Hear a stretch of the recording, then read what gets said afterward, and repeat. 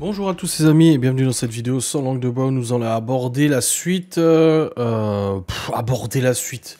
Je vais vous donner mon avis sur la suite de l'affaire Villebrequin. Comme j'ai déjà expliqué, Villebrequin est une ancienne chaîne automobile animée par deux présentateurs, Sylvain et Pierre. Ces deux présentateurs ont annoncé leur séparation et de partir chacun de leur côté pour leur projet personnel. Avec du côté de Pierre, des interviews, des choses, etc. Des concepts un peu différents. Et du côté de Sylvain, un peu la continuité de ce que Villebrequin faisait. Il y a de cela quelques mois, Pierre a sorti une vidéo accusant Sylvain de nombreux mots et de nombreux mauvais comportements, etc. Une vidéo à charge où voilà, il accuse... sans preuve, mais bon, après les preuves, encore une fois, les preuves n'ont de valeur que pour ceux qui veulent y en accorder. Et il y a cela quelques semaines, du coup, début d'année, Sylvain sort une vidéo réponse à Pierre en apportant des preuves et en démontant point à point un peu les accusations qui avaient été portées à son endroit dans la vidéo 6 mois plus tôt. Suite à ça, j'en avais parlé, j'avais fait une vidéo sans langue de bois où j'avais donné un peu mon avis, plus globalement l'avis sur les dramas, les conflits, etc. Comment nous, spectateurs, pouvions les interpréter, pouvions les appréhender, etc. Et je vous avais donné, voilà mon opinion.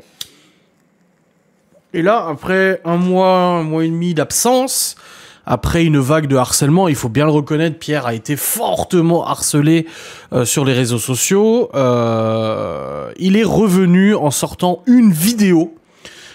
Voilà une vidéo, un post Instagram en expliquant qu'il remerciait son équipe de prod pour le tournage de cette vidéo, etc. Que c'était pour lui la meilleure manière de répondre, même s'il n'en avait pas de bonne pour répondre. Et du coup, on m'a demandé en live hier, même sur Instagram, si j'allais donner mon avis sur cette vidéo. Il faut savoir que suite à la vidéo de Sylvain, Pierre a fait un live le soir même à chaud. Très mauvaise idée, et moi-même, hein, ça m'est déjà arrivé de faire des lives à chaud et mauvaise idée, en essayant de se défendre un peu des accusations, et ça a été extrêmement mal fait, mal géré. Le live était vraiment plus à s'enfoncer qu'autre chose, mais malheureusement, les réactions à chaud n'amènent que très souvent, malheureusement, du coup, des mauvais retours ou des mauvaises productions visuelles, etc. Donc là, Pierre a décidé de revenir. Moi, j'étais curieux. Je suivais déjà plus Pierre. Moi, avant même ces histoires, je suivais pas parce que son format de vidéo, à part une ou deux vidéos qui m'ont intéressé, m'intéresse pas. Le personnage en lui-même ne m'intéressait pas plus que ça. J'étais plus voilà du côté de Sylvain. On va dire que j'avais plus d'appréciation de regarder les vidéos de Sylvain plutôt que les vidéos de Pierre. Donc moi, je regardais pas forcément.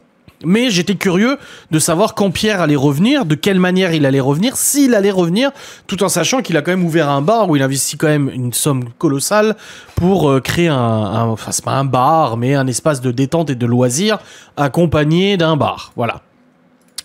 Donc c'était un petit peu compliqué pour lui de revenir. Et il y a quelques jours, il a sorti un court-métrage d'une quinzaine de minutes. Alors moi, j'ai commencé à voir les gens réagir sur Facebook avant même de regarder le court-métrage, où les gens disaient « ça ne répond à rien, ça ne justifie pas, ça n'excuse pas, mais faut reconnaître quand même qu'il y a du boulot derrière ». Donc on l'a regardé avec Laura, et moi je l'ai regardé d'un œil un peu amusé, et puis un œil aussi professionnel, et Laura l'a regardé d'un œil un peu... Moi, elle m'a dit, ça me fait chier de lui faire des vues et tout, parce que Laura a plus pris parti que moi, même s'il n'y a pas à prendre parti, on s'en bat les couilles, ces gens-là, on les connaît pas dans la vie personnelle. Mais du coup, elle m'a dit, ouais, c'est dommage, on lui fait des vues et tout. Et j'ai dit, non, mais moi, je suis quand même curieux de voir. Donc, mon avis sur cette production audiovisuelle que Pierre a sortie, c'est que il y a bien une chose avec laquelle je suis d'accord, sur laquelle je suis vraiment d'accord avec Pierre. C'est qu'il a dit, peu importe la manière dont il serait revenu, ça n'aurait de toute façon pas plu. Il a tellement été accablé, il a tellement été sous le tas de merde qui lui a été envoyé par les réseaux sociaux, qu'il a tellement été accusé par Sylvain avec, oui, c'est vrai, peut-être des éléments de preuve et tout, et puis son live où il se justifiait mais sans se justifier, il disait, oui, attendez, j'ai la preuve mais je la trouve plus, etc. C'est vrai que c'était très compliqué pour lui de revenir. C'était un travail de damage control très important. Damage control, en gros, c'est un petit terme qui dit quand t'es dans la sauce sur les réseaux sociaux, essayer de trouver une stratégie d'apaisement pour essayer de rester sur les réseaux sociaux. Moi, je comprends qu'il soit revenu. Il n'allait pas quitter les réseaux sociaux. Il n'a pas je trouve pas qu'il a arnaqué les abonnés. Bon, même s'il y a encore la quête du multiplat, machin. Enfin, aux abonnés en eux-mêmes, il a rien fait aux abonnés. C'est un conflit avec son ex-associé, comme il arrive dans plein de boîtes tous les jours en France ou dans le monde entier. C'est des conflits entre ex-associés. C'est tout à fait banal ce qui se passe, mais ça a été vraiment rendu extraordinaire par les médias, les journaux mainstream, et puis aussi YouTube, les youtubeurs comme moi ou d'autres qui en ont parlé, Psyodélique, Théo Malini et tout ça. Beaucoup en ont parlé, et d'ailleurs ils apparaissent dans la vidéo de Pierre Chabrier, où il a mis en scène justement plein d'écrans, où il y a tous les gens qui le critiquent, machin, les commentaires et tout, où lui souhaitent la mort, machin et tout. Absolument scandaleux, bien sûr. Et moi je trouve en tout cas que c'est une belle production audiovisuelle, franchement. Le côté autodérision, moi je reconnais beaucoup, je suis beaucoup dans l'autodérision aussi, donc j'ai trouvé ce côté autodérision très bien amené, très bien tourné, très bien acté, vraiment un acting qui était plutôt pas mal.